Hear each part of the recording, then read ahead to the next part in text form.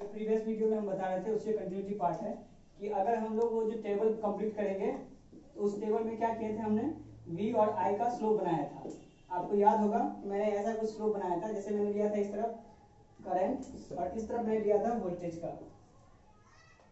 मेरा काम पढ़ाना ज़्यादा जरूरी है, पब्लिसिटी नहीं। खिंचा देता मन मेरा। v और i का स्लोप है।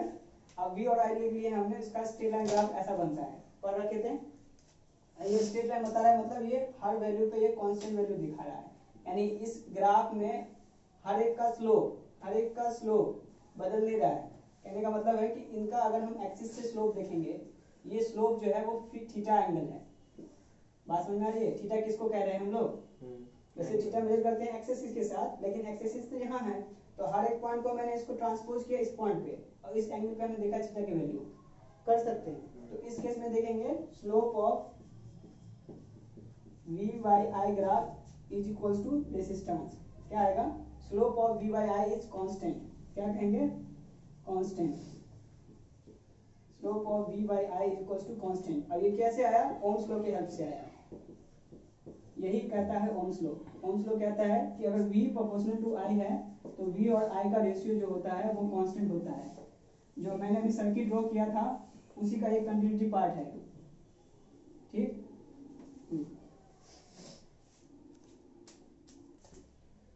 v by i equals to होता है r। तो अगर मैं इसको रिवर्स करूंगा तो i by v equals to क्या होगा? 1 by r। तो कभी कभी क्वेश्चंस में क्या करता है वो इंटरचेंज कर देता है, वो v by i का ना ग्राफ दे करके i by v का करेगा।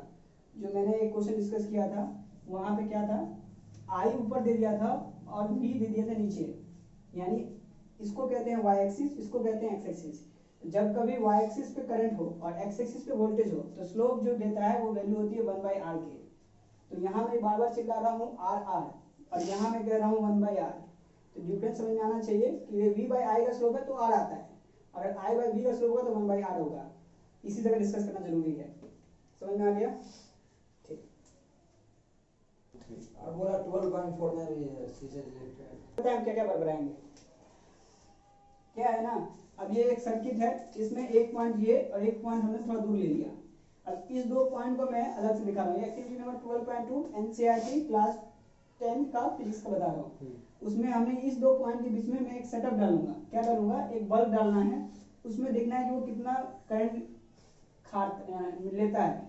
तो इस दोनों के बीच में जो पॉइंट है, जैसे मान लीजिए इसको हमने ले लिया x, इसको नाम दिया y। अब ये हमारा हो गया एक वोल्ट मीटर, ये एमीटर और यहाँ पे आ गया रेसिस्टेंस। लोगों वीडियो को अब देखिए यहाँ पे मैंने लगा दिया एक बल्ब और आपका ध्यान सर्किट पे क्या होगा? सर्किट पे क्या है? सर्किट में लगा है आपको एक एमीटर जो कि करंट मेजर करता है, एम्पियर में मेजर करता है करंट को।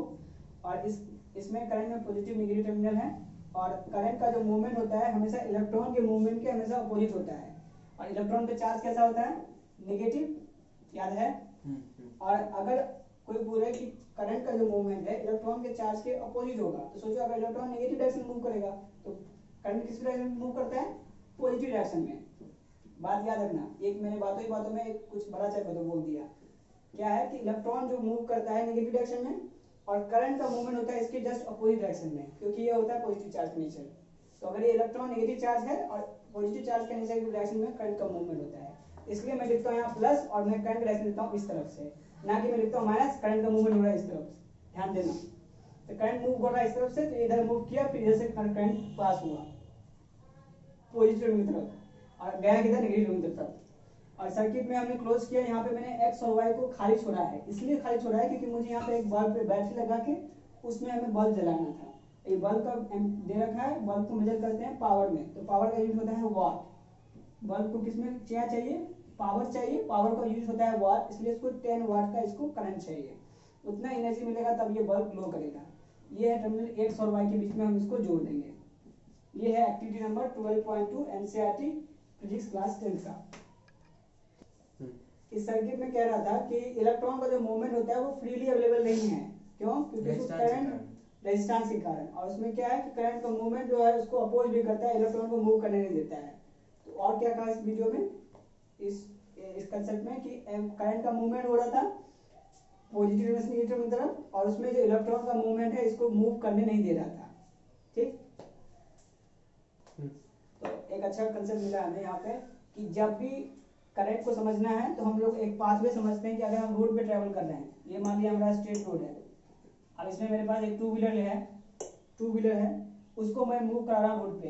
अगर मुझे कोई ऑब्स्ट्रक्शन मिलता है तो मुझे इस टू व्हीलर को रोड ब्रेकर या ऑब्स्ट्रक्शन कह सकते हैं। रोड ब्रेकर जब आता है तो हमें अपना स्पीड को कम करना पड़ता है, मतलब उसके स्पीड में रिड्यूस हो जाता है स्पीड। उसी तरीके से हमारे पाथ में जो करंट मूव करता है वहां पे रेजिस्टेंस का होना उसी रोड ब्रेकर की तरह काम करता है।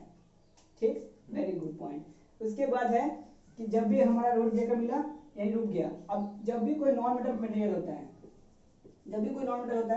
मतलब जो करंट का फ्लो नहीं करता है, इसका मतलब उसके रास्ते जो वो गाड़ी मूव करता है वो रास्ता एकदम टेढ़ा बुकला है। रास्ता कैसा है?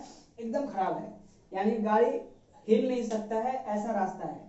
मतलब वो गाड़ी वाला जो ड्राइवर है वो सोच ही नहीं पाएगा कि उसमें मूव करे तो कहाँ जाए। उसी तरीके से अगर सर्किट कंडक्टर्स है उसमें करंट मूव करने में तकलीफ होगी, रेजिस्टेंस तो रहेगा ही, 0% हम कर नहीं सकते। लेकिन अगर कोई नॉन मेटल है उस केस में तो वो मूव ही नहीं करता है। यही रीजन है जहाँ हाई रेजिस्टेंस और लो रेजिस्टेंस के कंसेप्ट। कंडक्टर के अंदर में रेजिस्टेंस की वैल्यू लो होती है इसलिए करंट मूव करता है, और नॉन मेटल में रेजिस्टेंस की वैल्यू बहुत ज्यादा होती है इसलिए यहाँ पर करंट मूव नहीं करता है। यही बात है।